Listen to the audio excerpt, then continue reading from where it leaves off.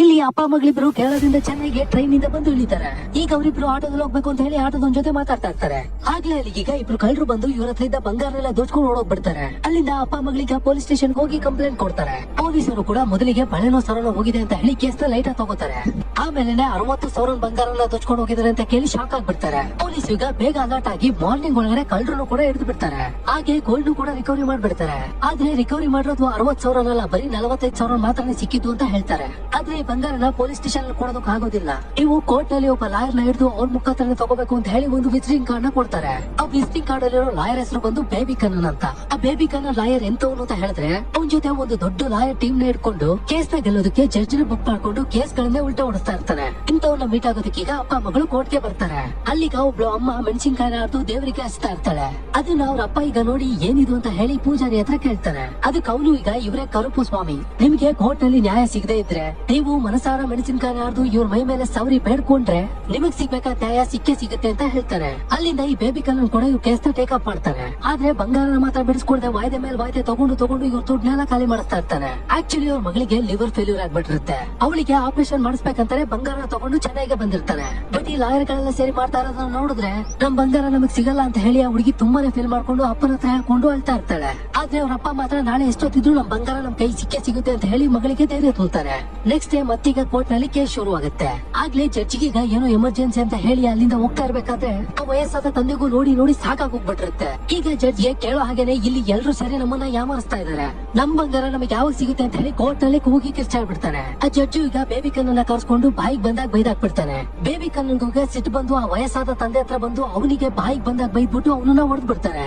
ಅದಲ್ಲದೆ ಇಲ್ಲಿಂದ ನಿನ್ ಬಂಗಾರನ ಹೇಗ್ ಬಿಡಿಸ್ಕೊಂಡು ಹೋಗ್ತೀಯ ನಾನು ನೋಡ್ತೀನಿ ಅಂತ ಹೇಳಿ ಚಾಲೆಂಜ್ ಹಾಕ್ಬಿಟ್ಟು ಅಲ್ಲಿಂದ ಹೋಗ್ತಾನೆ. ಈ ವಯಸ್ಸಾದ ತಂದೆಗೂ ಕೂಡ ಈಗ ಏನ್ ಮಾಡ್ಬೇಕು ಅಂತ ಗೊತ್ತಾಗದೆ ಸುಮ್ನೆ ಕೂತ್ಬಿಟ್ಟಿರ್ತಾನೆ. ಆಗ್ಲೇ ಅವನೀಗ ಕರುಪು ಸ್ವಾಮಿನ ನೋಡ್ತಾನೆ. ಆಗ್ಲೇ ಇವನಿಗೀಗ ಪೂಜಾರಿ ಹೇಳಿದ್ದು ನೆನಪಿಗೆ ಬರುತ್ತೆ. ಇವನಿಗೂ ಈಗ ನ್ಯಾಯ ಸಿಗ್ಲಿಲ್ವಲ್ಲ, ಅದಕ್ಕೆ ಈಗ ನನಗೆ ನ್ಯಾಯ ಬೇಕು ಅಂತ ಹೇಳಿ ಈಗ ಮೆಣಸಿನಕಾಯಿನ ಅರ್ದು ಕರುಪು ಸ್ವಾಮಿ ಮೈಗೆಲ್ಲ ಸವರಿ ಬೇಡ್ಕೊಳ್ತಾನೆ. ಅದಿನ ರಾತ್ರಿ ಬೇಬಿ ಕಣ್ಣನೀಗ ಒಂದು ದೊಡ್ಡ ಪಾರ್ಟಿನಲ್ಲಿ ಎಂಜಾಯ್ ಮಾಡ್ತಾ ಇರ್ತಾನೆ. ಆಗ್ಲೇ ಅಲ್ಲಿಗೀಗ ಪೋರ್ಟಲ್ ಓಪನ್ ಮಾಡ್ಕೊಂಡು ಕರುಪು ಸ್ವಾಮಿ ಎಂಟ್ರಿ ಆಗುತ್ತೆ ನೋಡಿ. ಅದು ನೋಡೋದಕ್ಕೆ 2 ಕಣ್ಣು ಸಾಲದು. ಈಗ ಅಲ್ಲಿದ್ದವ್ರನ್ನೆಲ್ಲ ಚಾಟಿಯಿಂದಲೇ ಒಡ್ದ್ ಬಿಸಾಕ್ತಾ ಇರ್ತಾರೆ. ಈಗ ಬೇಬಿ ಕಣ್ಣನ್ನ ಸಾಯಿಸ್ಬೇಕು ಅಂತ ಹೇಳಿ ಹತ್ರ ಬಂದಾಗ ನಾಳೆನೆ ಕೊಡ್ಬೇಕಾದವ್ರಿಗೆಲ್ಲ ದುಡ್ಡು ಕೊಟ್ಟು ಬಂಗಾರ ಬೆಳೆಸ್ಕೊಡ್ತೀನಿ ಅಂತ ಹೇಳಿ ಬೇಡ್ಕೋತಾನೆ. ಆಗ ಕರುಪು ಸ್ವಾಮಿ ನ್ಯಾಯನೇ ದುಡ್ಡು ಕೊಟ್ಟು ಕೊಂಡ್ಕೊಳ್ತೀನಿ ಅಂತ ನನ್ನ ಹತ್ರನೇ ಹೇಳ್ತಾ ಇದೆಯಾ ಅಂತ ಹೇಳಿ ಅವನ ಮೇಲೆ ಇನ್ನ ಸಿಟ್ ಮಾಡ್ಕೊಳ್ತಾರೆ. ಆಗ ಬೇಬಿ ಕಣ್ಣನ್ ಪ್ರಪಂಚ ನಡೀತಿರೋದೇ ಹೀಗೆ, ಬೇಕಿದ್ರೆ ನೀವೇ ಬಂದು ಕೋರ್ಟ್ ನಲ್ಲಿ ವಾದ ಮಾಡಿ ಗೆದ್ದು ತೋರಿಸ್ಬಿಡಿ ಅಂತ ಹೇಳಿ ಕರುಪು ಸ್ವಾಮಿಗೆ ಚಾಲೆಂಜ್ ಮಾಡ್ಬಿಡ್ತಾನೆ. ಕರುಪು ಸ್ವಾಮಿನೂ ಕೂಡ ಸರಿ ಅಂತ ಹೇಳಿ ಚಾಲೆಂಜ್ ಅಕ್ಸೆಪ್ಟ್ ಮಾಡ್ತಾರೆ. ನೆಕ್ಸ್ಟ್ ಡೇ ಈಗ ತಂದೆ ಮಗಳಿಗೋಸ್ಕರ ಕರುಪು ಸ್ವಾಮಿನೇ ಲಾಯರ್ ಆಗಿ ಕೋರ್ಟ್ ಗೆ ಎಂಟ್ರಿ ಕೊಡ್ತಾರೆ. ಆದ್ರೆ ಇವ್ರ ಜೊತೆ ಇನ್ನಿಬ್ರು ಕೂಡ ಈ ಕೇಸ್ ಮೇಲೆ ಪಿಟಿಷನ್ ಹಾಕಿ ಮತ್ತೆ ವಾಯ್ದೆ ಬೀಳೋ ಹಾಗೆ ಮಾಡ್ಬಿಡ್ತಾರೆ.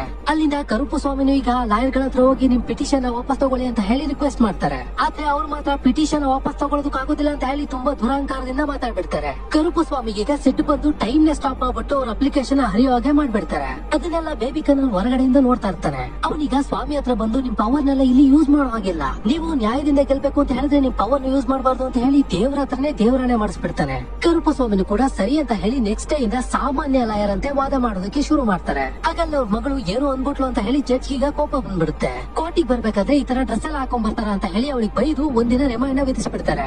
ಅವಳೀಗ ಸೆಲ್ ಒಳಗಡೆ ಇರ್ಬೇಕಾದ್ರೆ ಅವಳ ಕಂಡೀಷನ್ ಈಗ ಸೀರಿಯಸ್ ಆಗ್ಬಿಡುತ್ತೆ. ಅವಳನ್ನೀಗ ಹಾಸ್ಪಿಟಲ್ ಕರ್ಕೊಂಡು ಹೋದಾಗ ಅವಳ ಕಂಡೀಷನ್ ತುಂಬಾ ಸೀರಿಯಸ್ ಆಗ್ಬಿಟ್ಟಿರುತ್ತೆ. ಸೊ ಇವತ್ತೇ ಆಪರೇಷನ್ ಮಾಡ್ಬೇಕು ಅಂತ ಡಾಕ್ಟರ್ ಹೇಳ್ತಾರೆ.